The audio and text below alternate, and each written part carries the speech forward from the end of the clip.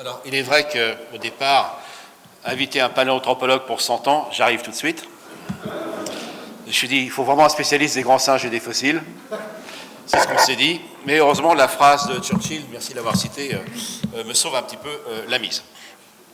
Alors, évidemment, quand on parle de paléoanthropologue, paléo-ancien, anthropos l'homme, logos la connaissance, on a toujours l'idée du grand passé. C'est normal. Lucie, les Australopithèques, Néandertal, Cro-Magnon, ça, c'est la dimension, donc, comme on disait à une époque, diachronique.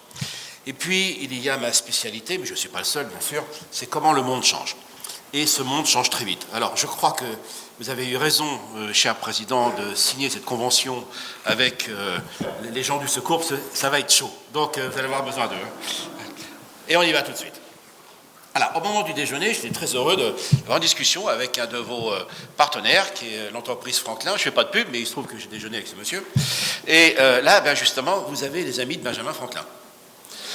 En fait, notre monde, c'est le même. Il a commencé il y a un peu plus de 2 siècles avec une société qui s'appelait la Société Lunaire, qui n'a rien à voir avec Elisabeth Tessier. C'est des gens qui se réunissaient pour des raisons pragmatiques, une fois par mois, à la faveur donc, de la lumière, Célène, donc de la Lune. C'est l'ancêtre de l'APEM, l'Association préhistorique du management. Et oui, je sais que ça va être rapporté, donc... Fayot. Donc... Et là, ces gens-là étaient du côté de Birmingham, Sheffield, donc dans les Midlands, comme on dit en Amérique, Middle of Nowhere à l'époque. Et ils sont tous imprégnés d'une même vision, celle du progrès. Ils communiquent avec Condorcet, avec Malthus, avec des gens comme ça. Ils sont vraiment imprégnés de cet esprit des Lumières. Et à partir de là, donc, ils envisagent de changer le monde. Nous avons peut-être un des personnages, si ce n'est le plus important, de la fin du XVIIIe siècle. Darwin, Erasmus. Le grand-père, premier médecin moderne. Et qui vient le voir lorsqu'il passe en Europe? Monsieur Benjamin Franklin. Et la Constitution américaine est le résultat justement de la Constitution française et justement de l'esprit d'entreprise. Comme vous le savez, en France, on ne risque pas d'appeler un bateau Enterprise. Aux États-Unis, on le fait. Chez nous, on coule. Donc c'est tout un esprit qui émerge de là. Et ils ont conscience qu'ils vont changer le monde. 70 ans avant Karl Marx comprendra très bien ce qu'ils font. Ils disent, si on change les moyens de production, on doit changer les moyens de distribution et on change la société. Donc ces gens-là sont intéressés à la fois par le changement dans les moyens de production, donc ils vont créer tout simplement la révolution industrielle, parce qu'il y a avec eux le grand-père paternel, cette fois, de Charles Darwin, qui s'appelle Josiah Wedgwood, et ce qu'on ne sait pas dans nos écoles de commerce, c'est l'inventeur du marketing. Ce monsieur était issu d'une petite famille de potiers et il contracte une vilaine variole. Il doit se faire amputer de la jambe droite. Vous imaginez ce que ça veut dire à l'époque. Et quand vous êtes potier, avec une jambe en moins, c'est pas gagné sur le pédalier. Pardon, cher ami. Et donc là, il a l'idée de demander à ses amis James Watt, et Matthew Boulton. Ah tiens, James Watt, Matthew Boulton, l'inventeur et l'entrepreneur. Le couple magique que découvrira Joseph Schumpeter 150 ans plus tard. Et c'est de là qu'ils ont l'idée donc de mécaniser, avec les premières machines à vapeur, les premières entreprises, dont la première sera gérée notamment par Erasmus Darwin, le grand-père de Charles. Ce qui veut dire que j'ai beaucoup de plaisir à être dans des régions comme la Seine-et-Marne, pas pour son côté préhistorique, mais je dois dire que j'ai admiré votre diplomatie. Il y a les 2 présidents du tribunal de commerce de Melun et de Meaux, et nous avions le fromage de Brie des 2 régions, des 2 villes, ce qui évite évidemment des conflits locaux. Donc je pense que vous avez déjà une vraie cohésion sur le fromage ou le tribunal de commerce. Donc, plus sérieusement, voilà, vous exportez, vous avez de belles exportations, mon épouse, qui est née à Meaux, voilà. Donc, on revient au vif du sujet. Donc ces gens-là avaient compris que quand vous avez des technologies généralisées, ce qu'on appelle dans un très bon anglais « General Purpose Technologies », ce que nous sommes en train de vivre aujourd'hui avec le numérique. Quand des technologies comme celle-ci arrivent, elles changent toute la société. Et ça change la face du monde. C'est vraiment ce qu'on est en train de vivre. Et là, donc, eux, l'électricité, la vapeur, et ils ont compris, et c'était très bien dit dans les différentes interventions précédentes, qu'il fallait aussi s'engager dans des enjeux de société. Alors vous savez, c'était très compliqué, c'est la loi Pacte aujourd'hui. Mais très clairement, mon ami Comte Sponville qui disait non, non, le capitalisme n'a pas à être moral, ni moral d'ailleurs, il doit être amoral. Eh bien aujourd'hui, c'est exactement ça qui n'est plus du tout accepté, c'était très bien dit. Les entreprises s'engagent très fortement et on va le voir, les chiffres sont hallucinants dans les problématiques donc de RSE, responsabilité sociale et environnementale. Et ces gens-là, il y a 230 ans, parce qu'ils ont été très actifs entre 1765 et jusqu'à la Révolution française, eh bien, ces gens-là avaient compris que si dans une société on exploite un groupe humain, on n'innove plus. Donc ils vont militer, mesdames, et oui, bravo pour cette signature, le premier livre écrit par un homme pour que les femmes aient la même éducation que les garçons, c'est Erasmus Darwin, 1797, parce qu'effectivement, dans le monde qui vient, on ne peut pas se passer de la moitié de l'intelligence de l'humanité, sinon on est mal barré. Et je ne dis pas ça pour faire plaisir aux femmes, c'est parfaitement darwinien. Plus on est diversifié, plus on a d'intelligence, plus on s'adapte à un monde qui change très vite, comme on va le voir. Et la deuxième chose, ils vont militer contre l'esclavagisme. Bien évidemment. Donc ils avaient tout compris, sauf qu'on a mis 2 ans à les retrouver, 2 siècles, ça c'était pour moi. Donc, c'est quoi l'évolution, rapidement? L'évolution, ce n'est pas les bêtises qu'on vous raconte, c'est un ensemble de théories du changement dans la nature, ce qui implique l'homme. Seulement, il y a 3 façons de voir l'homme et la nature. Vous avez une pensée relativement dominante qu'on appelle le fixisme. Des populations qui croient, et c'est la majorité, que le monde tel qu'il est a toujours été ainsi, ou alors que ce monde revient de manière cyclique. Bon, à mon avis, c'est des gens qui ne sortent pas souvent, mais c'est comme ça. Nous, c'est l'Europe occidentale, la côte est des États-Unis, le Japon, la Chine maintenant. Nous pensons le monde comme changeant, mais sur lequel nous sommes des acteurs. Le monde se transforme, et depuis la Renaissance pour nous, c'est l'idée que les hommes, par les techniques, leurs industries, mais la connaissance, la philosophie bien sûr, et la politique bien évidemment, nous pouvons changer le monde, c'est l'idée de progrès. Et puis vous allez voir, ça va vous surprendre, nous sommes dans des mondes darwiniens pas au sens où on vous l'a dit, mais en fait, curieusement, les nouvelles intelligences artificielles que je vais évoquer nous replongent complètement dans ce que j'appelle l'espace digital darwinien. Et là, évidemment, les modalités d'adaptation, notamment pour les entrepreneurs et les entrepreneuses, ne sont pas les mêmes. Écoutez, c'est tellement puissant d'un point de vue anthropologique que vous regardez la culture dominante d'une population humaine, vous avez son économie. Tout simplement. Les régions du monde dans lesquelles on pense que ce monde a été créé ou qu'il est toujours comme il doit être, ce sont des économies fondées sur les ressources de matières premières. Donc c'est quoi? Ce sont des États-Unis, je vous renvoie au film It Will Be Blood, je vous renvoie au gaz de schiste, je vous renvoie à M. Harper, qui était l'ancien Premier ministre du Canada, qui était sorti des accords de Kyoto il y a maintenant une petite dizaine d'années, le wahhabisme, golfe arabe, l'arabique, oui, le chiisme, l'Iran, ou l'orthodoxie en Russie. L'idée première, justificative dans ces genres de pensée, c'est que ces richesses sont émises sur la terre par le Créateur ou qui que vous voulez, et qu'on peut en disposer comme on veut. Et ça va plus loin, ces gens-là contestent l'évolution, donc le passé, contestent le réchauffement climatique, et évidemment, pour vous les femmes, contestent évidemment tous les progrès pour la libération des femmes et la maîtrise évidemment de leur corps et de la procréation. Le transformisme, ça c'est plutôt nous encore, mais ça va commencer à changer rapidement, c'est des grandes industries, des économies basées sur la connaissance, grande culture d'ingénieurs, grandes écoles pour nous en France, universités d'une manière générale, et le développement durable soft, donc l'évolution qui est considérée comme un processus sur lequel nous avons plus ou moins la main et sur lequel nous allons de toute manière améliorer les choses. Donc c'était par exemple en France représenté par des gens comme Luc Ferry ou Claude Allègre à une autre époque. Et puis l'évolutionnisme, c'est là qu'on va en venir, c'est un monde que personne n'a vu venir. Imaginez que je suis venu avec un chimpanzé. Alors là, le président n'était pas trop. Le chimpanzé est à côté de moi, et vous vous dites, il ressemble vachement à Pascal Pic. Ce qui vous inclut dans le lot. Et dans le premier cas, on dira, l'homme est à Dieu ce que le singe est au diable. C'est de Martin Luther. Je peux dire que les chimpanzés se sont parmi de ce truc. La deuxième vision, celle que vous avez apprise, l'homme descend du singe. Jusqu'au jour, revenant de physique théorique, j'étais en paléanthropologie grâce à Yves Coppens. Je dis, écoutez, mais c'est qui ce singe? Vous savez que les chimpanzés font des tas de choses comme nous, notamment ils ont sens de l'humour. Et s'il y a une blague qui les fait se marrer, c'est l'homme descend du singe. Et aujourd'hui, évidemment, nous avons une troisième conception. Les chimpanzés sont toujours les plus proches de nous dans la nature actuelle, mais nous avons un ancêtre commun, c'est-à-dire que les chimpanzés ont évolué avec nous. Voyez l'importance de nos représentations, de la culture, de notre enseignement, de notre conception du monde. Ça impacte nos économies, nos rapports au passé et nos rapports à l'avenir, et notre place sur cette terre. Donc nous sommes vraiment au cœur d'affaires humaines et d'anthropologie. Alors, pourquoi il y a évolution? Alors tout le monde évidemment a vu Jurassic Park ou le jour d'après, c'est les catastrophes dites naturelles. Or ça ne fait pas l'évolution, ça affecte l'évolution. Vous êtes un super tyrannosaure, vous êtes le seigneur de l'abri, personne ne vous fait peur, vous chopez un météorite, comme on dit dans les films américains, nothing personal. Mais si vous l'avez chopé, d'accord? Donc, ça ne travaille pas sur l'adaptation, c'est de l'aléatoire. Donc là, il faut être au bon endroit. Alors ça, on connaît les cycles, etc. Voilà.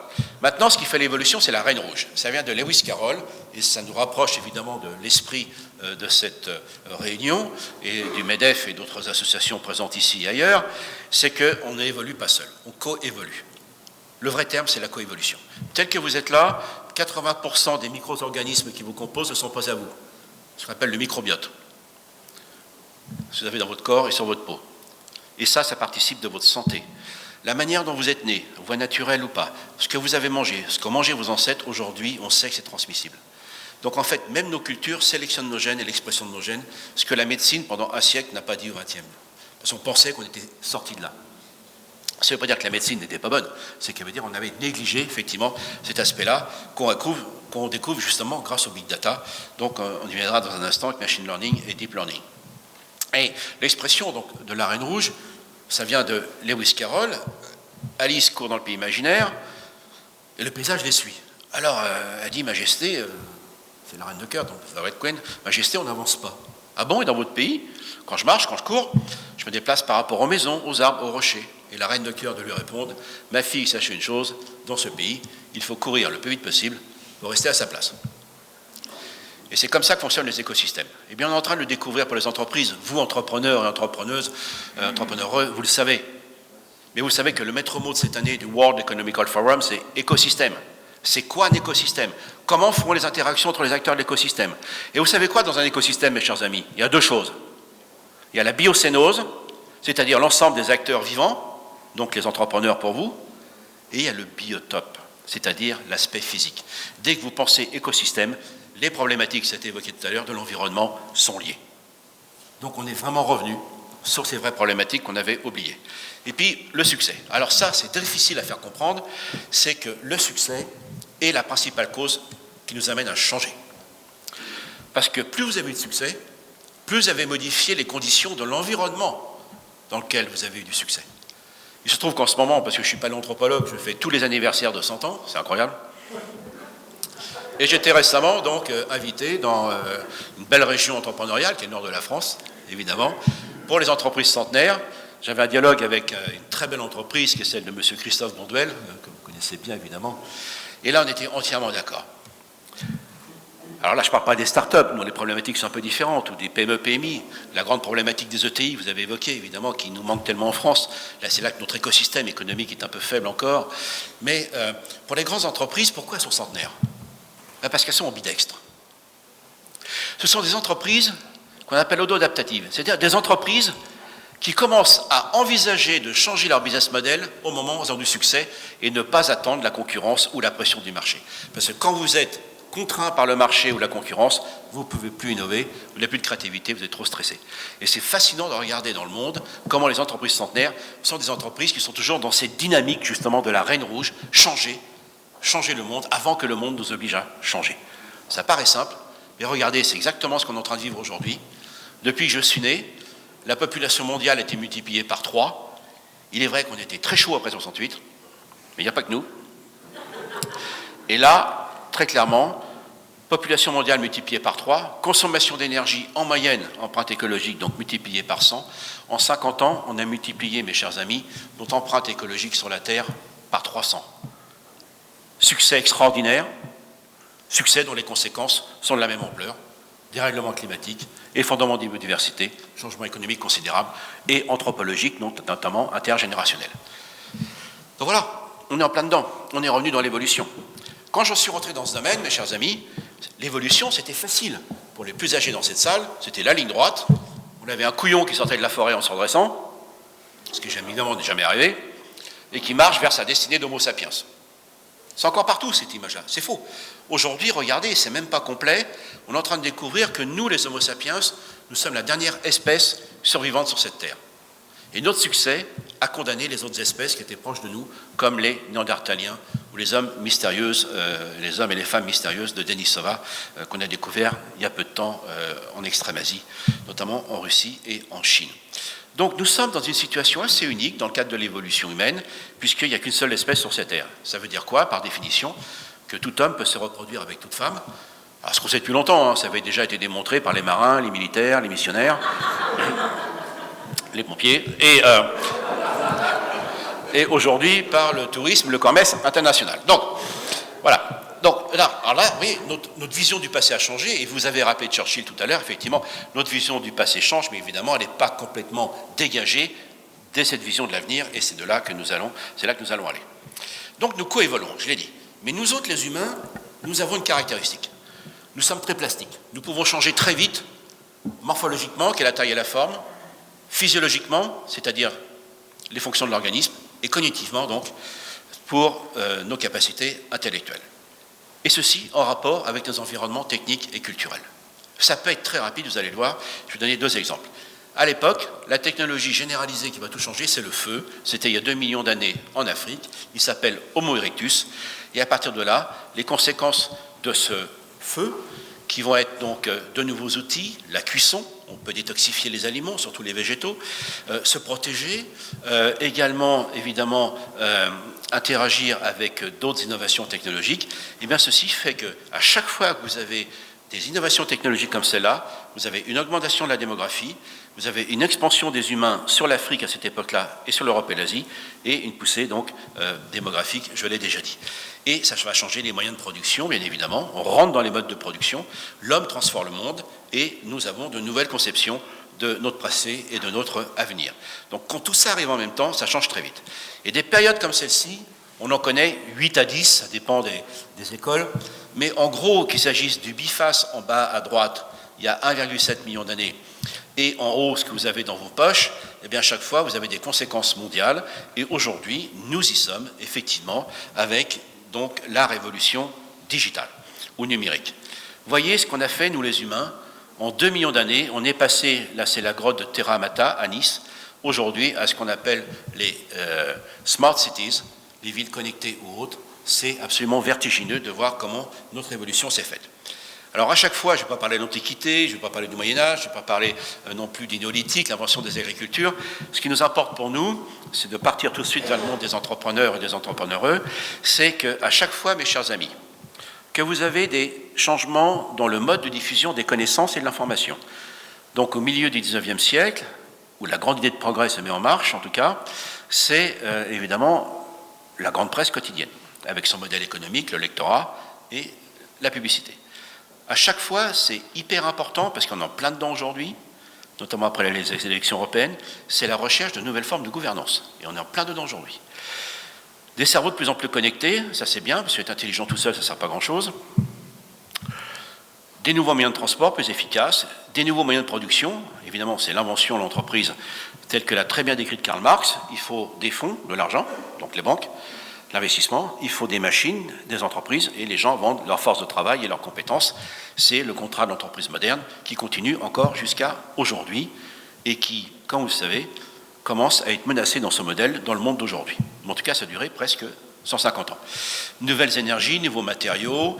Et là, ce qui est important, si je vais venir, c'était dit pour les entrepreneurs, c'est l'émergence de nouvelles classes sociales. Donc là, aujourd'hui, à cette époque, les industriels, les grandes entreprises et le mode économique qu'on appelle le capitalisme, en tout cas pas dans son aspect idéologique, mais en tout cas économique et fonctionnel. Le prolétariat, bien évidemment, les États-nations, ce sont les démocraties représentatives et nouvelles théories de l'évolution, nouveau statut des femmes et l'art et la mode qui changent. Vous voulez voir où va le monde? Regardez ce qui se passe dans le monde de l'art, regardez ce qui se passe dans le monde de la mode. C'est exactement là que vous verrez ce qui va se passer. Et puis évidemment, poussée démographique. Alors aujourd'hui, en Europe, nous sommes très inquiets par les flux migratoires, qui ne sont pas très violents, c'est moins qu'on puisse dire quand même, mais qui nous inquiètent. Je rappelle que le plus grand mouvement migratoire qu'il y a jamais eu dans l'histoire de l'humanité, c'est nous les Occidentaux à cette période-là. Au passage. Les 30 Glorieuses. Alors, 30 ans pour s'apercevoir que c'était les 30 Glorieuses, 30 ans pour s'apercevoir que c'était fini. Une période d'évolution comme jamais dans l'histoire de l'humanité. Radio, télévision, téléphone, donc moyen de diffusion des connaissances et de l'information. Démocratie universelle, changement de gouvernance, cerveau de plus en plus mondialisé, vous pouvez remercier les scientifiques, avions, voitures, bien sûr, industrie, services, tertiaires, électricité, pétrole, nucléaire, matériaux composites, le plastique, dont on a du mal à se débarrasser, grand enjeu en ce moment. Alors, finance-crédit, évidemment, organisation internationale, nouvelle théorie de l'évolution, je rentre pas dans les détails, c'est la théorie synthétique, évidemment, mouvement de libération des femmes, etc., etc. Pourquoi ai-je mis les tontons flingueurs? Eh bien, mon cher président, c'est la première fois qu'on a la définition du con. On ne l'avait pas. Plus sérieusement, le film est de 1963. Vous vous souvenez, tout le monde connaît le film, même les plus jeunes. L'année suivante, sort du même Conseil des ministres, sous le général de Gaulle. TGV, Airbus nucléaire. 4 ans plus tard, mai 68. 6 ans plus tard, élection de M. Valéry Giscard d'Estaing. La France est rentrée dans la modernité en 12 ans. Pourquoi je vous dis ça? Parce que tout le monde me dit aujourd'hui, ça va vite. Vous vous souvenez quand est arrivé le smartphone? Il y a 12 ans. Et depuis quand on parle d'ubérisation et d'économie donc de plateforme? Ça fait 4 ans. Alors je ne dis pas que c'est moins rapide aujourd'hui, c'est pas mon propos, mais on a connu ça. Qu'est-ce qui fait qu'à l'époque c'était une vision non inquiète de l'avenir et complètement ouverte, alors qu'aujourd'hui nous avons une inquiétude avec la mondialisation? Eh bien il est vrai qu'à l'époque, le rapport du Club de Rome, Halte à la croissance, 1972, premier sommet de la Terre, 1972, il est très clair que déjà on se pose des questions sur les changements de notre vie occidentale. Et si vous voulez savoir jusqu'où ça remonte cette affaire-là, j'ai écrit un livre qui s'appelle Le Darwin à Lévi-Strauss. Déjà, Charles Darwin et Claude Lévi-Strauss avaient vu en leur temps, l'un au cœur du 19e, l'autre du 20e siècle, que notre mode de vie, et que c'était évidemment allait impacter l'histoire de la Terre. Donc, voilà, on a la mémoire courte. On a déjà connu ça, sauf qu'aujourd'hui, évidemment, c'est à l'échelle mondiale et nous ne sommes plus les leaders. C'est ça, l'autre problème. Les conséquences, je vous l'ai dit, on est très plastique. Donc cet accroissement de la population mondiale, je vous l'ai dit. Changement, évidemment, démographique, changement anthropologique, notamment quand on a inventé le mariage au cours de l'évolution humaine, on ne savait pas que ça allait durer aussi longtemps. Et donc, qui aurait pu imaginer que ma génération allait connaître ça? Je suis sur cette photo, je précise à gauche. Il est mignon, hein, toujours. Alors, et je donne à manger dans la même chaise à mon petit-fils. C'était dans la petite couronne de Gennevilliers, autour de la région parisienne. Mes parents étaient maraîchers pour la Seine-et-Marne, donc c'était dans la Marne. Il y avait d'autres membres de la famille qui étaient à Créteil, qui étaient à Montfermeil, etc. Moi, j'ai vu mon père travailler avec des commis, voilà, avec des outils à la main. Ensuite, le petit tracteur est arrivé. Et à droite, c'est là où j'habite en Picardie. C'est le matériel de mon ami agriculteur. Il vient de s'acheter un tracteur John Deere, connecté au cloud, avec tous ces objets connectés. Les semeuses, les moissonneuses batteuses, etc. Il y a une méthode, c'est les chimpanzés, c'est un grand coup de pied dessus. Et donc, mesdames et messieurs, en 50 ans, la France est passée de 45% de la population rurale à 2%, avec les agriculteurs qui nourrissent la France et qui exportent. C'est jamais arrivé en 50 ans. On a gagné 50 ans d'espérance de vie, on a 25 ans, pardon. Alors ça, évidemment, ça plombe complètement la retraite par répartition, mais je vous assure, les jeunes, on est encore là pour un bout de temps. Vous allez comprendre pourquoi, parce que quand vous serez sur vos voitures autonomes, nous, on continuera à vous doubler à moto. Et on ne va pas lâcher le truc comme ça. Et l'autre chose, l'école obligatoire. Eh oui, jusqu'à 16 ans. Eh oui. Vos arrière-grands-parents, vos grands-parents, ils travaillaient à l'âge de 11 ans, 12 ans, 13 ans. C'était des métiers difficiles. on contraignait le corps. Eh bien, le fait d'aller plus loin à l'école, et puis moi, j'ai bénéficié de l'école moderne, c'est-à-dire les crétins comme moi qui sortent des milieux populaires, qui ne peuvent pas faire grec et latin, donc tu vas faire sport. Donc j'ai fait sport, et ça a pas mal marché. Et tout ceci, évidemment, a contribué à l'augmentation de la taille corporelle. Ce qu'on appelle le QI, donc le coefficient intellectuel, l'effet Flynn, du nom d'un psychologue américain, n'a jamais autant augmenté, c'est-à-dire c'était un progrès comme jamais. Loi sociale, médecine, tout ça, évidemment, ça n'a été comme jamais dans l'histoire de l'évolution. Et c'est là, vous comprenez pourquoi je vous parle de succès, parce que quand on se dit c'est du succès, on se dit pourquoi ça ne durait pas comme ça. Ben justement, on s'aperçoit qu'on a atteint les limites. Franchement, si on avait imaginé, quand je me bagarrais quand j'étais jeune pour écouter les Rolling Stones contre Yvette Horner, c'était un vrai combat. Hein. Et là, donc 50 ans plus tard, j'irai écouter les Rolling Stones l'année dernière à Marseille, et un mois plus tard, Jones Baez et Santana au Festival de Jazz de Marcillac. Comment voulez-vous qu'on croit qu'on ne vieillit pas? Surtout que les jeunes écoutent la même musique, donc ça va, c'est cool. Voilà, bon, c'est super, simplement... Plus sérieusement maintenant, c'est formidable, sauf que je ne dis pas que la fête est terminée, mais elle ne peut plus continuer comme ça. Les conséquences de succès, nous les connaissons déjà, et le monde des entrepreneurs et des entrepreneurs est très actif, donc justement, pour trouver des solutions. C'est ce qu'on appelle les cycles de Kondratiev-Schumpeter. Alors Kondratiev était un économiste russe, si, il y en a eu, et il avait vu qu'il y avait des cycles économiques. Il ne savait pas pourquoi, et c'est Joseph Schumpeter, 50 ans plus tard, qui dit, voilà, à chaque fois que vous avez, comme j'ai dit tout à l'heure, une technologie généralisée, vous avez un changement de cycle économique. Et alors là, je sais qu'il y a des représentants de nos institutions, politiques ou autres, je ne fais pas de politique, je ne fais que décrire ce qui se passe. Ok, on reste calme.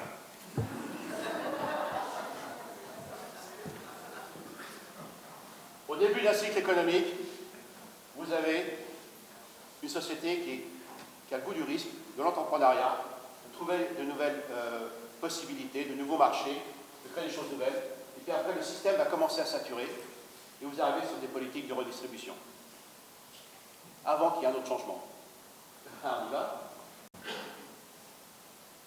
Général de Gaulle, Giscard d'Estaing, Mitterrand, Chirac, Sarkozy, Hollande, on arrive au maximum de la redistribution. On appelle ça la coupe et ça repart. Schumpeter l'avait complètement théorisé.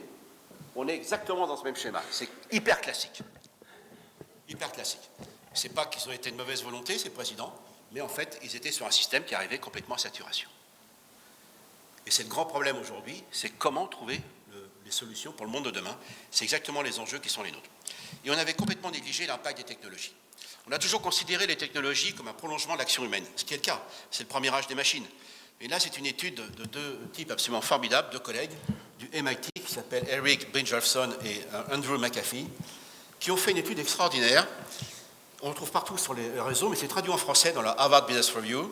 C'est comment les technologies ont changé le monde sans qu'on s'en aperçoive à partir du milieu des années 80.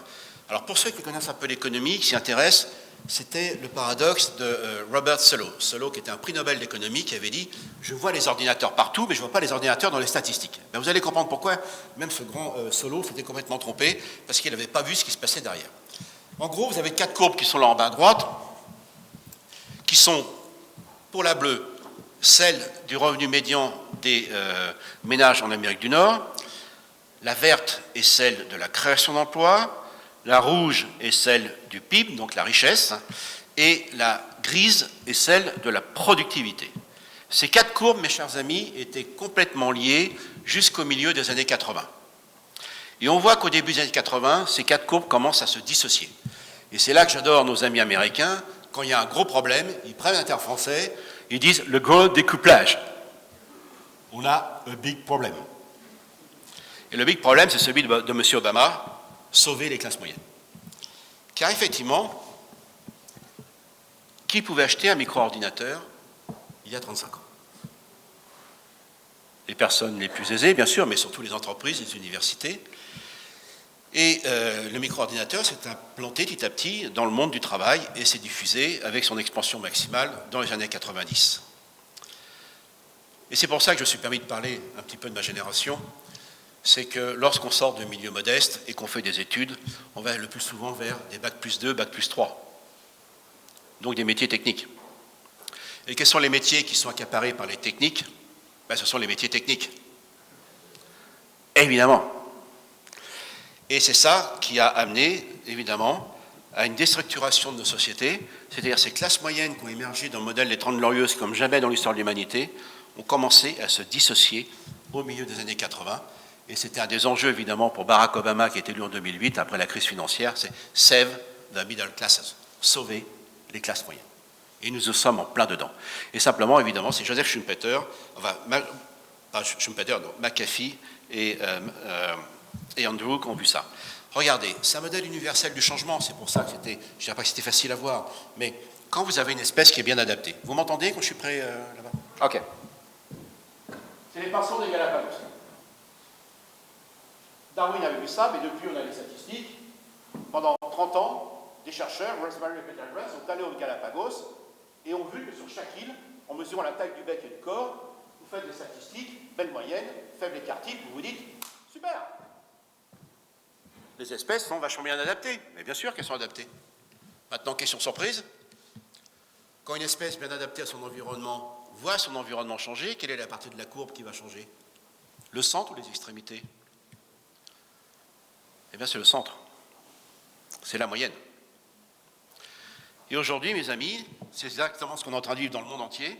On passe de ce qui a été cette évolution, et vous vous souvenez, à la fin des années 90, M. Francis Fukuyama, quand le mur de Berlin est tombé, a dit « Ça y est, le monde occidental, avec ses valeurs, la libre entreprise, la démocratie, c'est la victoire finale de notre histoire. » Il a écrit ça, c'est la fin de l'histoire, et le monde va devenir comme ça, puisque, évidemment, les Chinois vont faire comme nous. Bon, ça a bien fait marrer les Chinois, ce coup-là. Mais c'est ce qu'on a cru. Bien évidemment. Et on n'a pas vu ce qui allait arriver, parce qu'évidemment, une fois de plus, on était illusionnés par notre domination, et derrière, évidemment, vous passez du dromadaire au chameau. Eh bien, c'est exactement le résultat de toutes les élections jusqu'à présent. J'avais anticipé dans mon livre précédent toutes les élections telles qu'on les connaît aujourd'hui. Parce qu'effectivement, les classes moyennes avaient monté avec la démocratie universelle. À partir du moment où le modèle économique ne fonctionne plus et qu'il y a détérioration des classes moyennes, ça change tout. Le monde du travail, nos démocraties et nos enjeux d'avenir. Et c'est exactement là où nous sommes aujourd'hui, avec, évidemment, on a passé le creux de la vague, je vous rassure, mais en tout cas, il y a encore du boulot à faire. Regardez ce que ça veut dire. Air France a monté avec les classes moyennes, c'est quoi son problème? Aller vers Emirates ou aller vers le low cost? La grande distribution, c'est quoi leur problème? Eux qui ont évolué avec les classes moyennes et leur niveau de vie, eh bien, c'est aller vers le bio et la haute qualité ou le low cost. Donc c'est mondial. Et ça, c'est pas qu'entre cette fois-ci, entre l'Occident et le reste du monde, ça se passe au sein de chaque pays. Nous avons une bipolarisation, et on va le voir aussi dans le monde de l'emploi. Donc voilà ce qui se passe aujourd'hui, et c'était donc, comme disait M. Obama, Save the middle classes, et c'est le gros problème que nous avons aujourd'hui, et la réponse était le populisme. Donc ça, c'est le premier âge des machines. Et il y a un film qui évoque très bien cela, c'est Grand Torino. Si vous connaissez ce film absolument extraordinaire de Clint Eastwood, on voit comment cet homme s'est aperçu comment ce monde a changé. Alors vous avez remarqué, j'aime bien citer les films parce que je suis aperçu que les gens regardent plus les films qu'ils ne lisent mes livres, malheureusement. Donc voilà. Donc ça, c'est le premier âge des machines. Donc on parle d'automatisation. Et tout à l'heure, c'est Alsemai, l'entreprise qu'on a vue, belle entreprise. Donc là, vous voyez, eux sont déjà dans le deuxième âge des machines. Le premier âge des machines, on a parlé d'automatisation. Aujourd'hui, on parle d'automation, et vous allez voir, c'est ça qui est en train de changer, c'est que le changement est déjà là. On prend le même faisceau d'éléments, ce que Schumpeter appelait des grades d'innovation. Donc aujourd'hui, le monde n'est pas en train de changer, il a déjà changé. Technologie de l'informatique et de la communication, les nouvelles technologies, nanobiologie, biologie de synthèse. Vous savez par exemple que déjà 2% du PIB de l'industrie américaine est basé sur la biologie de synthèse, et que nous, en Europe continentale, nous n'avons quasiment rien là-dessus pour l'instant. Il y a des usines ADN en Angleterre, et voilà, on n'est plus... tout ce qui touche aux levures, aux bactéries dans l'industrie est déjà en train d'être modifié par la biologie de synthèse. Et la convergence entre ordinateurs et sciences cognitives. Vous savez qu'aujourd'hui, notamment avec les exosquelettes dans les industries, on en a beaucoup en France d'ailleurs, c'est pas trop mal. Aujourd'hui, un tétraplégique, on lui met un casque, il marche avec son exosquelette, hein, c'est plus la science-fiction. Moi j'ai un ami qui a mis un tétraplégique dans une Formule 1, en captant ses ondes cérébrales, le gars, il a fait un parcours tout à fait honorable. Okay, donc, on n'est plus dans la science-fiction. C'est déjà là. Okay, donc, aujourd'hui, c'est plus aller de plus en plus vite entre les villes, c'est la mobilité urbaine, donc les smart cities. Innovation passe industrielle, on est en plein dedans, on va voir ça. Énergie renouvelable, vous êtes au courant. À chaque fois, de nouvelles formes de financement, eh bien oui, big quants, crowdfunding, etc. Alors je sais que sur les big quants, il y a beaucoup de polémiques, et c'est normal, le truc a pas mal dérapé, mais attention, si les Suisses ont tout un village qui est consacré aux crypto-monnaies, quand il s'agit de se faire du fric, ils savent faire. D'accord? Donc le village de Zug, à côté de Zurich, les crypto-monnaies, on n'en est qu'au début. Ça va arriver extrêmement vite. C'est les technologies blockchain. Alors ça, c'est extrêmement important parce que SMI n'en a pas parlé, mais c'était évoqué avec les jumeaux numériques, on y vient. Nouvelle gouvernance, c'est ce qu'on cherche. Nouvelle théorie de l'évolution, c'est la coévolution, justement. Donc c'est ça, ce second âge des machines. Le premier âge des machines, c'était là où les machines prolongeaient plus efficacement, avec plus de force, plus de rapidité, plus de précision, les gestes humains. Main-d'œuvre, donc. Et aujourd'hui, le second âge des machines, c'est celui donc de cerveau-œuvre qui a à faire avec le premier. Alors soyons clairs, tout le monde aujourd'hui se dit « Ah, l'intelligence artificielle, comme si ça éclatait ». Ça fait 60 ans que c'est dans les tuyaux, ce truc-là. Je rappelle que les principes mêmes de l'intelligence artificielle, enfin il y en a plusieurs, ont été établis il y a plus de 60 ans, sauf qu'aujourd'hui, ça éclate grâce aux évolutions technologiques, aux algorithmes et aux data. Donc c'est pas récent ce truc-là. C'est quand même surprenant qu'on soit surpris parce qu'il y en a beaucoup qui annoncent sa couleur depuis longtemps quand même. Donc on est un petit peu naïf, on ne veut pas voir les choses arriver. Et cette révolution industrielle commence à la fin du XXe siècle. Ça commence avec le Web 2.0, et ensuite ça a été le smartphone, ça a été ensuite le cloud, et aujourd'hui donc la couche qui entraîne tout, mais c'est tout ça, c'est le même mouvement, c'est ce qu'on appelle les intelligences artificielles.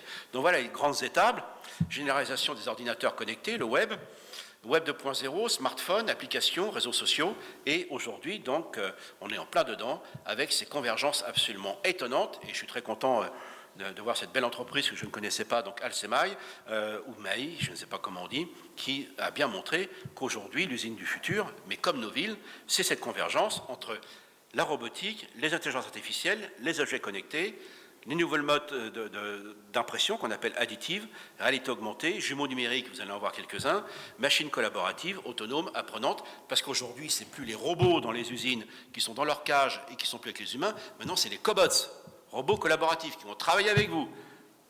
Et vous savez quoi? Ces machines sont apprenantes. Et qu'en plus de ça, ces machines vont faire l'objet de droits spécifiques du travail. Je ne plaisante pas. Alain Bensoussan, non, vous rigolez, mais on est en plein dedans. Alain Bensoussan, c'est un des cabinets les plus fameux au monde d'ailleurs, sans s'exprimer. Il va y avoir un droit des machines. Je ne plaisante pas du tout. Et c'est dans les tuyaux. Donc voilà, ce monde, c'est plus la science-fiction. Et voici les afro-néologismes qui font qu'en définitive tout ça converge, les applications, les plateformes, donc je vais y venir dans un instant, les données massives, les jumeaux numériques, les blockchains. Blockchain, tout le monde en parle, tout le monde veut y aller, personne n'y va, personne ne sait, mais on veut y aller.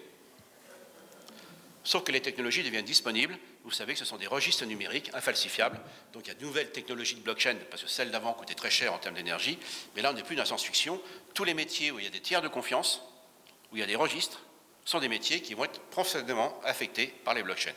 Et vous voulez un bon exemple, regardez ce qui se passe dans le monde de l'énergie, avec les smart grids et autres. Le monde de l'énergie, de la distribution dans les villes est déjà complètement appliqué dans les blockchains et les réseaux connectés. Et start-upisation, donc, c'est-à-dire l'effet entrepreneurial. Alors, on a changé de société, de civilisation humaine en 2007. On ne vous a rien dit, comme d'habitude, pour 3 raisons. Vous avez un gars qui arrive sur scène, avec le iPhone, il dit « I'm going to change the world ». C'est Steve Jobs. Vous l'avez reconnu. Sauf que même Steve Jobs ne sait pas comment le monde va changer. Il sait que le monde va changer, mais il ne sait pas comment il va changer. Personne ne pouvait le savoir, parce qu'on rentre dans les mondes darwiniens. Un monde darwinien, c'est un monde où on sait comment ça change, mais on ne sait pas où on va. C'est exactement ça qu'on est en train de vivre aujourd'hui. Il a mis 1 an à comprendre l'importance des applications. Steve Jobs ne voulait pas d'applications autres que celles d'Apple, qui étaient donc sur Apple Store. Et puis il a fini par comprendre qu'en hébergeant des applications, eh bien, justement, vous avez des entreprises qui créent des applications, qui sont hébergées sur le réseau d'Apple, qui rendent leurs services et qui gagnent de l'argent au passage. Ce qu'on appelle le modèle de déplacement de valeur. Et qu'aujourd'hui, donc, les entreprises qui sont les premières à s'installer dans ces nouveaux marchés sont celles qui, évidemment, vont structurer le marché autour d'elles et comme Amazon aujourd'hui, je viendrai dans un instant aussi, qui a complètement évolué dans son business model. La deuxième raison, c'est qu'à partir de 2007, la majorité de la population humaine est urbanisée. Alors nous sommes dans la Brie, là, la grande métropole d'à côté, c'est Melun. Ouais, mot. Mais on n'a aucune idée en Europe de ce que c'est qu'une mégalopole. On ne sait pas. On ne sait pas ce qu'est Sao Paulo, on ne sait pas ce qu'est San. Vous savez ce que c'est que San? San Diego, San Francisco. Paf. Boston, Washington. Hein? Donc on ne sait pas ce que c'est que des mégalopoles. C'est une chance d'ailleurs.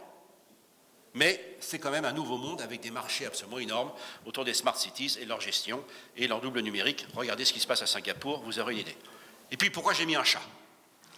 Dans chaque domaine, vous avez un animal symbolique. Nous, en préhistoire, c'est le mammouth. Pour la transformation des espèces, c'est le coup de la girafe. Pour la paléanthropologie, c'est le chimpanzé. Pour l'intelligence artificielle nouvelle, c'est le chat. Alors pourquoi le chat? Parce que les gens font des selfies avec leur matou. Ils l'envoient sur Instagram et ils sont likés. Et il y a des millions d'images de chats, évidemment, sur les réseaux. Et c'est comme ça qu'effectivement, en utilisant les nouvelles technologies de l'intelligence artificielle, notamment avec de nouvelles puces, ça a permis effectivement d'aller chercher et d'entraîner les machines à reconnaître des chats. Sauf qu'à partir de là, pas de panique. Vous, quand vous étiez petit, papa, maman, c'est quoi? C'est un chat. Et dès que vous avez vu un chat, vous avez compris que c'était un chat. Vous n'avez pas besoin de le répéter. Quand c'est une panthère, vous ne savez pas que c'est un chat. D'ailleurs, il vaut mieux le savoir assez rapidement. Et les lions, c'est pareil. Par contre, la machine aura du mal à distinguer entre un chat et une panthère parce que la machine développe ses propres critères. Donc, c'est-à-dire que ce sont des intelligences qui font des résultats qu'on attend, mais ils ne font pas comme nous. C'est pour ça que ça augmente nos capacités. Donc, ça ne va pas nous remplacer. Parce qu'au départ, il y a des données qui sont données par les humains, contrôlées. Il y a les algorithmes, on ne sait pas trop ce qui se passe des fois là-dedans. Et ensuite, à la sortie, c'est vous qui choisissez. Donc, il faut arrêter avec les fantasmes de l'intelligence artificielle qui va remplacer les humains. C'est complètement faux. Nous allons coévoluer avec ces machines de manière différente. Alors moi, j'ai essayé de me laquer avec mon Doberman. Ça n'a pas marché. Bon. Donc c'est ça l'ubérisation. Et les gens qui étaient partis là-dessus ne l'avaient pas vu. Vous avez en haut Tim Liebergers. Tim Liebergers, il y a 30 ans, a invité le langage HTML, HTTP, c'est-à-dire celui du web, gratuitement, parce qu'il était chercheur au CERN. Et il n'avait aucune idée de ce qui allait se passer. Et en bas, vous avez monsieur Jack Dorsey, qui a créé Twitter. Et vous allez comprendre ce que c'est qu'un monde darwinien. Il y a 11 ans exactement, monsieur Jack Dorsey et ses copains se réunissent et font un hackathon. C'est-à-dire donc des hackers. Alors je rappelle que les hackers, ce n'est pas les vilains pirates qu'on voit à la télé. Les hackers, c'est une culture qui existe depuis 50 ans, qui consiste à donner à tout le monde l'accès à tous les moyens informatiques et logiciels. C'est une culture ouverte, humaniste, on pourrait dire. Bon, puis maintenant, il y a des petits malins, évidemment, qui farfouillent, il ne faut pas. Mais néanmoins, c'est l'esprit au départ. Donc on se réunit avec nos appareils et on essaye de créer quelque chose de nouveau ou de résoudre un problème. Ce qui se fait beaucoup maintenant, avec en plus ces méthodes agiles dans les entreprises. Et là, Jacques Dorsey dit, j'aimerais bien une messagerie 140 caractères envoyée des amis. Et là, entre nous, là, ça ne sort pas de la Seine-et-Marne. Est-ce qu'une messagerie 140 caractères envoyée à des amis, ça correspond à un grand projet de l'humanité, de l'ONU, de l'UNESCO, de la Commission européenne, du MEDEF 77? Non. C'est des gens qui créent pour leur plaisir. Si l'application qui n'a pas coûté cher à mettre en place et à créer n'est pas prise, ça ne change rien. Ça s'appelle la contingence. Contingent. Maintenant, si l'application est sélectionnée, vous ne savez pas ce qui va se passer. Et ça peut changer le monde. Et vous croyez un seul instant que ces jeunes gens, il y a 11 ans, allaient imaginer que Twitter allait servir pour les printemps arabes? En Californie, ils ne savent même pas où sont les Arabes. Vous croyez qu'ils avaient imaginé Google Flu? Quand les gens vont à l'hôpital ou leurs enfants chez le médecin, maintenant on détecte à l'arrivée des épidémies avant de se faire soigner. Vous croyez qu'ils avaient envisagé la crise financière de 2008 qui s'emballait avec justement l'analyse des opinions sur les valeurs à la City? Et pour terminer, cerise sur le gâteau, on est en plein dedans, les fake news, les tromperies, qui menacent nos démocraties, parce que ma génération, c'était la démocratie universelle, tout le monde allait voter. Aujourd'hui, et ça a commencé avec M. Obama une fois de plus, c'est qu'on ne gagne pas une élection universelle, au suffrage universel, avec simplement des gens qui viennent voter. C'est le scandale Cambridge Analytica ou Palantir. Donc avec les bons logiciels, les bonnes entreprises et les bonnes data, eh bien, les partis politiques vont chercher les gens qui sont indécis et vous allez les amener à voter pour vous. Ça a complètement changé l'esprit, évidemment, des élections universelles. Et vous croyez qu'il y a 11 ans, ces gens-là pensaient à cela? Ben, c'est ça le monde digital darwinien. Donc apparemment, il paraît que c'est moi qui ai créé le terme. Bon, pour une fois qu'on ne pille pas un truc, je prends. Mais travailleusement, ça veut dire quoi? C'est un monde dans lequel il y a des choses qui émergent sans correspondre aux besoins pressentis par la société. Si c'est pas pris, ça ne change rien. Si c'est pris, ça change le monde. C'est la contingence. C'est les deux faces de la contingence. Et c'est ce monde dans lequel on est aujourd'hui. Voilà, nous sommes rentrés dans l'économie des écosystèmes. Cette technologie généralisée, évidemment, est basée sur les flux d'informations et sur les échanges de données.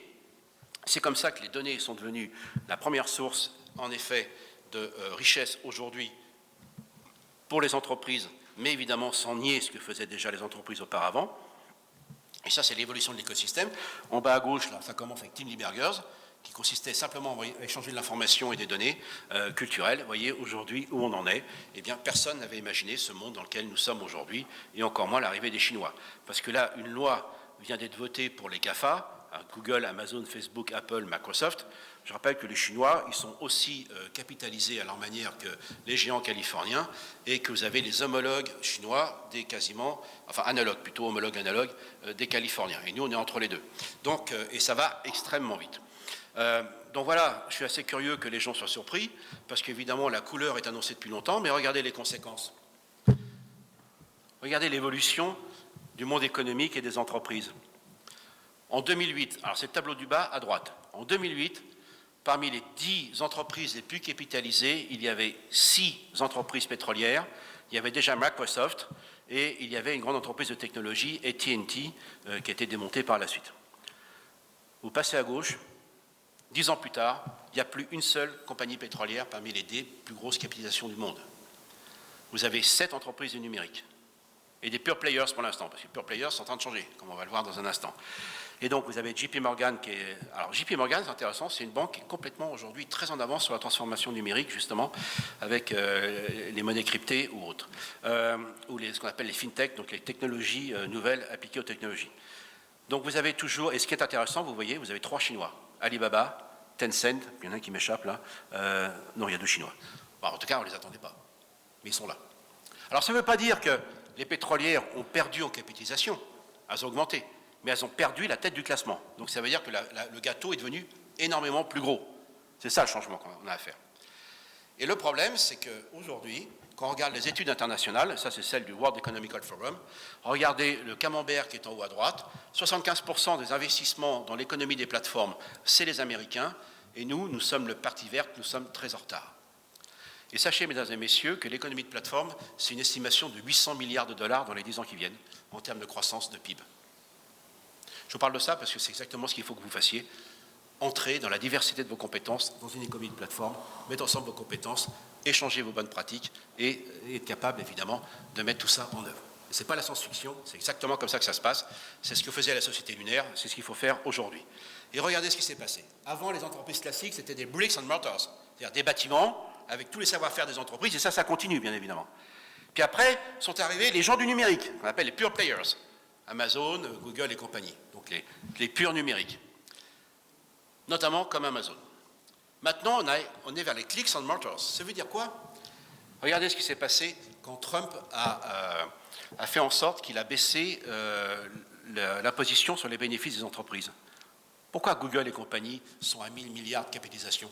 Parce qu'ils n'ont pas rapatrié leurs capitaux pour ne pas se faire taxer. Et maintenant, ils peuvent les rapatrier. Qu'est-ce qu'ils font? Amazon, au départ, c'était quoi? Regardez, Amazon, c'est symptomatique de ce qui se passe. Amazon, au départ, pure players. Ils mettent simplement ubérisation en relation des clients avec des services.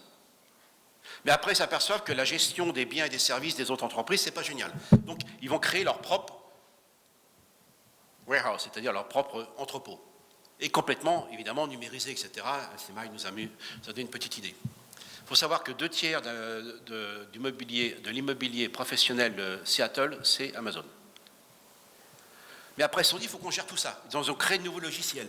Et là, ils ont créé un système pour gérer tout leur système logiciel. Ils se sont aperçus que ça pouvait servir en dehors. Ça s'appelle le cloud computing, Amazon Cloud. Et derrière cela, maintenant, qu'est-ce qu'ils font? Je ne sais pas si vous avez vu, c'était un mois au journal de 20h, sur France 2. Vous avez des gens complètement dingues, hein. Vous avez des grandes surfaces dans le coin, bien sûr. Il y a une super promotion. Vous arrivez avec votre 4x4, votre camionnette, vous achetez tout ce qui est en promo, et ensuite vous vendez en ligne au prix normal. Vous avez vu ça? Eh bien voilà. Le modèle actuel, c'est que maintenant, vous avez Amazon comme milieu, mais il y en a d'autres, bien sûr, où des gens passent par, comme tout à l'heure, je disais, pour Apple. Et ça, personne n'avait envisagé ce business model, et qui aujourd'hui représente des milliards de dollars. Donc voilà, ce monde est complètement nouveau. Alors pourquoi l'intelligence artificielle a éclaté? C'est parce que c'est la convergence, à ce moment-là, à partir de 2007, entre les données massives, parce que depuis que vous avez des smartphones et qu'on a des smartphones, on a produit des milliards de données, des milliards de milliards même, c'est énorme les chiffres, c'est les puissances de calcul ou autres. Donc voilà ce monde dans lequel on est. Il ne faut pas avoir peur des intelligences artificielles, à condition que vous sachiez ce qu'elles font et ce qu'elles ne font pas. De toute façon, elles sont déjà là. Vous l'avez remarqué, quand vous envoyez des SMS ou des signatures, à chaque fois, ben, c'est des statistiques, c'est hyper simple au départ, c'est des mathématiques de première. Sauf que nous, il faut 30 ans pour le faire, et la machine en quelques secondes. Donc ça augmente nos capacités. Voilà. Maintenant, elles sont déjà là. Si vous avez un assistant vocal, vous savez que maintenant que 2/3, même en France, des interactions que vous avez au téléphone avec des assurances ou des banques, c'est fait avec des assistants personnels qui vous connaissent, qui connaissent vos datas, qui vous répondent personnellement et qui apprennent avec vous. Donc vous avez l'impression de parler avec des personnes, mais c'est hyper pertinent, elles vous connaissent et elles ont appris. Donc c'est pas à venir, c'est déjà là. Hein? Voilà les différents types d'intelligence artificielle, je ne rentre pas dans les détails, donc elles font différentes choses. Et puis surtout, on va terminer par le monde du travail. Est-ce que le monde du travail va disparaître? Vous vous souvenez, il y a 25 ans, M. Jeremy Rifkin disait c'est la fin du travail. On n'a jamais eu autant de boulot. C'est archi faux. En définitive, c'était la couverture du dernier numéro de The Economist, enfin pas le dernier, l'avant-dernier maintenant. Vous savez que le taux de chômage n'a jamais été aussi bas dans le monde. 3,6% d'Amérique du Nord, c'est en train de baisser très fort chez nous. Le problème en France, pour des raisons liées à notre culture, on ne va pas accuser tel ou tel parti politique, il ne s'agit pas de ça, mais notre culture, elle, c'est une culture des acquis. Donc on a tendance à préserver les emplois qui vont disparaître plutôt que de créer les nouveaux. Et ça, c'est l'enjeu de la formation, c'est un vrai problème politique que vous, les entrepreneurs. Et vous savez que dans les métiers, on est aujourd'hui en déficit de métiers pour les changements qu'on connaît dans les entreprises. Donc ce n'est pas le travail qui manque, c'est qu'aujourd'hui, ce n'est pas une remise en cause du salariat et de l'emploi, ce n'est pas la question, c'est qu'aujourd'hui, tel qu'il a évolué pendant 150 ans, ce modèle-là, qui a eu des acquis, qui a apporté beaucoup de choses dans le progrès social, aujourd'hui ne répond plus aux enjeux que nous connaissons, et ça vous impacte donc complètement directement. C'est ce qu'on appelle le paradoxe de Polanyi, si vous avez là en bas à droite, c'est-à-dire qu'on connaît plus de choses qu'on peut le dire, c'est-à-dire que les formes de travail sont en train de coévoluer avec les machines, et vous avez ces deux courbes qui sont là. Vous voyez, l'évolution du travail classique en bleu, c'est en train de saturer. Par contre, les métiers en collaboration avec les machines sont complètement en train d'exploser avec une énorme demande. Donc voilà ce monde dans lequel on est. Il va falloir que je conclue sur les données, mais je voudrais terminer quand même par ça, donc ce qui évoque LCMI. Donc LCMI, je suis très heureux parce que je ne les connaissais pas, donc ça facilite la tâche. Ce que vous avez vu tout à l'heure, c'est vraiment ce qui est en train de se passer. Et une transformation digitale, mes chers amis, ce n'est pas faire de l'incrémental. Ce n'est pas rajouter une couche d'intelligence artificielle sur ce que vous faites déjà. Si vous allez là-dessus, vous allez vous planter. Si vous pensez intelligence artificielle, robotique et tout ce qui va avec, on l'a vu, blockchain, objets connectés, jumeaux numériques, c'est quoi les jumeaux numériques? Pardon, je ne l'ai pas dit.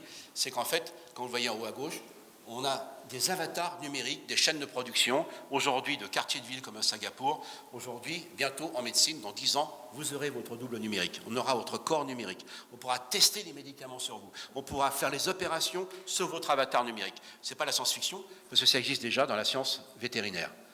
Vous savez, ça rappelle Astérix, le bouclier Arverne. Grande référence intellectuelle. Astérix et Obélix sont obligés de faire une cure, et le médecin pronostique, il dit, alors, cure sévère pour tous les deux. Pour le chien, on attend parce que nos études ne sont pas assez avancées sur l'homme pour passer à l'animal. Mais ça va être une réalité. Donc ce monde est déjà là. Et surtout, ce qui est très important, ces mondes darwiniens, ça veut dire quoi? Ça veut dire un peu ce qu'il sait tout à l'heure dans les différents propos. C'est que d'abord, notre succès a fait qu'on a changé le monde. La géologie de la Terre, l'écologie de la Terre. Donc il va falloir qu'on s'adapte à ce succès-là. Nous avons changé notre de démographie, c'est un enjeu majeur. Nous avons bousculé les choses en termes de biodiversité, ça va être un enjeu majeur. Mais ce qui est intéressant, il faut que vous sachiez que tout ce qu'on appelle abusivement ces nouvelles intelligences artificielles, notamment pour l'apprentissage machine, c'est-à-dire comment avec des données on éduque des machines, ou l'apprentissage profond, qui lui permet de faire sortir des choses qu'on ne connaît pas, c'est-à-dire qu'il y a 3 domaines qui s'offrent à nous, et c'est absolument fabuleux. Et ça, c'est Donald Rolfend qui parlait de ça, l'ancien secrétaire d'État de M. W. Bush. Il y a 3 choses qui sont face à nous. Il y a ce qui est connu. Il y a ce qu'on sait faire, il y a ce qu'on connaît, il y a ce qu'on maîtrise. Ça, c'est ce qu'on appelle les systèmes experts, c'est les métiers de production, c'est le générique, et ça, il faut continuer à le faire. Vous avez ce que vous savez qui est inconnu, ça c'est le machine learning. Donc vous avez des données plus ou moins indexées, vous connaissez votre marché, vous connaissez vos clients, vous connaissez ce que vous savez faire, et vous essayez d'entraîner la machine vers des objectifs dans lesquels, au départ, vous avez une assez bonne connaissance des éléments et à la sortie, ce que vous voulez. Mais la machine vous apporte des solutions auxquelles vous ne pensiez pas. Et puis, il y a ce qui est inconnu, comment ces machines peuvent faire des choses complètement étonnantes auxquelles on n'avait pas pensé. Et ça veut dire aussi, ce n'est pas la machine qui vous dit la solution, c'est vous qui allez sélectionner les solutions ou les propositions qu'elles vous font. Donc voilà ce monde dans lequel on est aujourd'hui, ce monde des données, ce monde de l'innovation qui est radicalement différent de celui qu'on a pensé. Et dans un monde darwinien, et c'est ce qu'avait compris Darwin, face à un monde complexe, il faut de la diversité. Et si vous avez compris que la diversité est l'élément fondamental pour s'adapter à un monde inconnu, vous avez compris que toute discrimination va vous coûter. Ce qui veut dire que, et je terminerai par ces chiffres-là, les estimations au niveau mondial, et je ne vous parle pas d'études qui viennent de l'institution Post-Babacool, je vous parle du Boston Consulting Group, je vous parle du cabinet McKinsey, je vous parle de l'ONU, eh bien, on estime aujourd'hui que les métiers et les changements liés à la responsabilité sociale et environnementale, c'est 400 millions d'emplois dans le monde d'ici 10 ans à créer, 400 millions d'emplois, et un gain de PIB par an de 1400 milliards de dollars. 1400 milliards de dollars. Ça veut dire quoi? Que plutôt qu'une activité économique qui a des externalités que la société paye, les entreprises intègrent ces problématiques de RSE et en font une nouvelle créativité. Donc demain, j'interviens pour l'économie circulaire. La question est suivante. La question était jusqu'à présent, en quoi les déchets gênent la société? Aujourd'hui, c'est devenu en quoi les déchets servent notre société. C'est des changements de paradigme totaux. Et pour parler d'hommes-femmes et de diversité, je vois qu'il y a la diversité aussi, c'est très agréable. Sachez que, mesdames, le coût de la discrimination homme-femme, estimé par le cabinet McKinsey, les études datent de 5 ans, donc elles sont hyper solides, enfin, c'est-à-dire elles s'accumulent depuis 5 ans. Si on adoptait une approche de l'équité homme-femme dans le monde entier, en fonction des politiques actuelles, qui sont en cours, si elles réussissaient, on gagnerait d'ici 10 ans, accrochez-vous, 1 million de milliards de dollars. 1 million de milliards de dollars. Donc voilà les mondes dans lesquels nous sommes. Darwin, ce n'est pas du tout la loi du plus fort. Darwin, c'est comment, dans la diversité de nos compétences, dans la diversité des gens qui nous entourent, dans la diversité de nos créativités, nous sommes capables, évidemment, de comprendre et surtout d'agir pour le monde de demain. Et nous sommes entrés, en fait, je vous l'ai dit, chaque fois qu'on change de société, il y a une nouvelle classe sociale qui devient dominante. Je ne dis pas qu'elle n'existait pas avant, mais qui devient dominante. Et depuis qu'effectivement, on peut, avec ces appareils numériques, créer une activité économique avec peu d'investissement, on est vraiment rentré dans des mondes darwiniens, et qu'à partir de là, effectivement, plus que jamais, on n'a jamais été dans un monde d'entrepreneurs et d'entrepreneurs. Merci.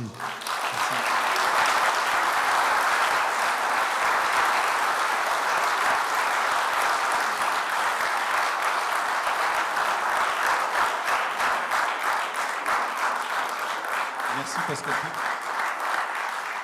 On en reprendrait bien une petite tranche encore d'une demi-heure, mais on est un peu pressé par le temps. Est-ce qu'on peut prendre 2-3 questions si vous voulez, pas plus, avec questions courtes, réponses courtes, si vous voulez. Pendant ce temps-là, on va bouger le pupitre. Et il y a des micros dans la salle, si vous voulez. Très bien, allez-y. Bonjour M. Pic, merci pour votre intervention. Le mot que vous avez le plus utilisé au cours de votre intervention, je pense que c'est le progrès, ou la réussite, probablement. Je ne connais pas la définition du progrès ni de la réussite, et je ne sais pas si cette définition a changé à travers le temps. Voilà, bravo, parce qu'évidemment, il n'y a pas grand monde qui est d'accord là-dessus. Mais la grande idée de progrès, en fait, depuis la Renaissance, il y a eu l'humanisme. Donc l'idée était sur la connaissance. On retrouve les textes anciens, mais bien sûr avec les sciences et le début des technologies, parce que la science moderne avec Galilée, c'est quoi? C'est fabriquer des machines ou des appareils qui permettent d'agir sur la nature. Hein, donc c'est Descartes chez nous, Francis Bacon en Angleterre, et c'est là que va se forger l'idée d'humanisme, qui va devenir l'idée des Lumières, plus sur évidemment la société, mais qui l'embarque tout ça au XVIIIe, le progrès au XIXe, et le XXe siècle, on parlera de croissance. Donc l'idée, c'était qu'il n'y avait qu'un seul modèle, et que hier était moins bien qu'aujourd'hui, et que demain sera forcément mieux. Alors c'est ça l'idéologie de progrès, et que tout s'additionne. Mais il y avait une idée sous-jacente, c'est que l'homme s'éloigne des contraintes de la nature. Vous avez remarqué? Vous regardez les représentations des villes de la Renaissance, ou des villes jusqu'à aujourd'hui, même aux États-Unis, ou les mégalopoles, ou le Corbusier, vous n'avez pas un pet de nature là-dedans. Il n'y a pas d'animaux, il n'y a pas d'oiseaux. Donc l'idée sous-jacente qui était notre enseignement, c'était que l'humanisme, ou que l'homme qui prend en main sa destinée, c'est le progrès par toutes ces innovations et qui améliore sa condition. Alors ça n'a pas très bien marché, c'était très sensible pendant 2 siècles et demi, et ça s'est vraiment accéléré avec ma génération. Je ne dis pas qu'elle est meilleure ou pas, mais vraiment ça s'est concrétisé. Donc voilà. Sauf qu'aujourd'hui, vous avez remarqué, on ne parle plus beaucoup de progrès, et on parle d'innovation. Et ça, c'est intéressant parce que l'idée de progrès, c'est l'idée d'amélioration. Or, on n'en est plus là parce que, justement, nous sommes confrontés à ces enjeux d'écologie, de climat et autres, démographiques également. Mais dans ce monde aujourd'hui, personne ne sait exactement où on va. Donc aujourd'hui, c'est pour ça que c'est le monde de la Reine Rouge, c'est-à-dire qu'il faut innover pour rester à sa place, en tout cas occuper sa place. Et c'est ce qu'on appelle, alors pardon, je n'en ai pas parlé, c'est un peu technique, ce qu'on appelle les espaces de Baldwin. Je vais vous dire pourquoi ce monde est compliqué pour vous, les entrepreneurs et les entrepreneurs heureux. Vous connaissez Gilles Babinet, peut-être, de nom? Oui. Très bien, très bon copain. Nous remettions des prix d'innovation en Bretagne, grande région d'innovation aussi, comme vous le savez. Et là, un jeune start-upper nous dit, écoutez, j'ai une application, franchement, elle est meilleure que celle des autres, mais j'arrive pas à prendre les meilleures parts de marché. Alors Babinet me dit, tiens, ben, tu réponds, d'accord. Ça sert ça les collègues, quand il y a un problème, vous refilez aux collègues. Et je lui dis, votre application, j'ai aucune raison de douter qu'elle est meilleure. Mais est-ce que vous avez été le premier sur le marché? Il dit non. Ben, j'ai dit, c'est ça les mondes darwiniens, mon ami. Dans le monde que nous quittons, normalement, on a des tests de comparaison et la meilleure application doit faire l'objet d'un choix avec plus de discernement. Mais on n'est plus dans ce monde-là, malheureusement. C'est-à-dire qu'aujourd'hui, dans les mondes darwiniens, c'est la première application qui est sélectionnée, qui structure le marché autour d'elle. Donc ça ne veut pas dire que vous n'allez pas exister, mais vous devrez coexister avec ceux qui ont déjà structuré l'espace des possibles. Et ça, je ne veux pas faire la théorie, mais vous savez quoi aujourd'hui? Ce qu'on est en train de vivre avec le monde entrepreneurial, l'évolution des nouvelles technologies, notamment avec les intelligences artificielles, eh bien tout ça est inspiré des biologies de l'évolution. Ça, c'est pas connu en France, c'est même pas dans le rapport de mon ami Villani. Et c'est qu'en gros, en fait, tous les modèles reviennent par les technologies sur ces nouveaux changements. Et Baldwin, qu'est-ce qu'il disait? Nous sommes une société qui est ici. Il y a des hommes et des femmes qui veulent plus s'impliquer que les autres, qui ont plus d'influence. Et qu'est-ce qui va se passer? Les hommes et les femmes qui, aujourd'hui, autour de son président et de celles et ceux qui vont l'entourer, vont orienter la façon dont vont évoluer donc le MEDEF 77. C'est ça les espaces de Baldwin, c'est qu'aujourd'hui, les premiers qui bougent structurent l'espace des possibles donc autour d'eux. Et c'est ça qui fait que l'économie de plateforme nous désarçonne un peu, parce que c'est le premier qui rentre qui prend tout quasiment. First take all. En Allemagne, vous avez Honecker, qui est une entreprise dans la métallurgie, donc tradition allemande évidemment très forte et de très grande qualité. Ils ont créé leur plateforme il y a 5 ans. Eh bien, que vous le vouliez ou non, toute l'industrie métallurgique européenne, maintenant, va se structurer autour de la plateforme, parce que c'est les premiers qui ont bougé, avec de la qualité, etc. Donc voilà le monde dans lequel on vient. Donc on ne peut plus parler de progrès, c'est pour ça qu'on parle d'adaptation, d'innovation et de changement. Alors ça ne veut pas dire que globalement ça va moins bien, mais ce n'est plus inscrit dans un projet partagé dans la société. Pour terminer sur cette réponse un peu longue, pardonnez-moi une fois de plus, c'est qu'on sort de 2 siècles où les problèmes attendaient leur solution. Et on avait le marché, on avait les besoins de la société, développer les infrastructures, la médecine, l'éducation, nos industries, les moyens de production, les transports. Donc c'était un monde dans lequel on prédéfinissait les enjeux, ce qu'il fallait faire, et on sollicitait nos compétences. Les grandes écoles, les universités, nos compétences étaient faites pour cela. Donc un monde dans lequel les problèmes attendaient leur solution. Aujourd'hui, c'est l'inverse. C'est un monde dans lequel les solutions attendent leurs problèmes. Ça vous semble aberrant? Eh ben, j'étais à Vivatech il y a 15 jours. Vous avez Manpower qui est là, qui est très impliqué, comme vous le savez, dans tout ce qui est l'employabilité et l'emploi. Eh ben, il y avait Manpower qui était là, et autour, il y avait toutes les startups. Et qu'est-ce qu'ils vont faire? Ben, c'est sélectionner les startups qui les intéressent. Donc c'est variation, sélection. Voilà le monde dans lequel on est. Donc ce que vous nous dites, c'est que finalement, plus que l'invention et l'innovation elle-même, c'est l'appropriation que la société s'en fait qui est importante. C'est-à-dire que jusqu'à présent, dans l'idée de progrès, l'invention et l'innovation étaient liées. C'est-à-dire on identifiait le problème et on inventait et on innovait en même temps. Aujourd'hui, ça se passe en 3 temps. Il y a d'abord inventer, donc des gens qui créent des choses nouvelles. Deuxièmement, ensuite, innover, donc c'est passer de l'invention à une application pour le marché. Et ensuite, si ça marche, développer. Donc aujourd'hui, l'innovation et l'invention qui étaient indissociables jusqu'à la fin du XXe siècle, aujourd'hui sont dissociées en 3 temps. Et là, en venant ici, en préparant cette intervention, c'est l'occasion de le citer, il y a des études très récentes dans le monde qui montrent quels sont les enjeux aujourd'hui de ces nouvelles formes d'innovation. Le problème majeur que nous avons dans le monde entier, c'est comment passer justement, dans ce monde darwinien, des inventions des startups à la PMI et à l'ETI, si on y arrive. Tous les enjeux se jouent dans cette articulation entre les deux. Donc voilà. Et alors qu'avant, c'était ensemble. Voilà ce monde dans lequel on est. Et merci d'avoir ajouté cette remarque. Merci à vous, Pascal Pic. Merci beaucoup. On n'a pas de temps pour d'autres questions. Je vous en prie. Merci à vous. Merci.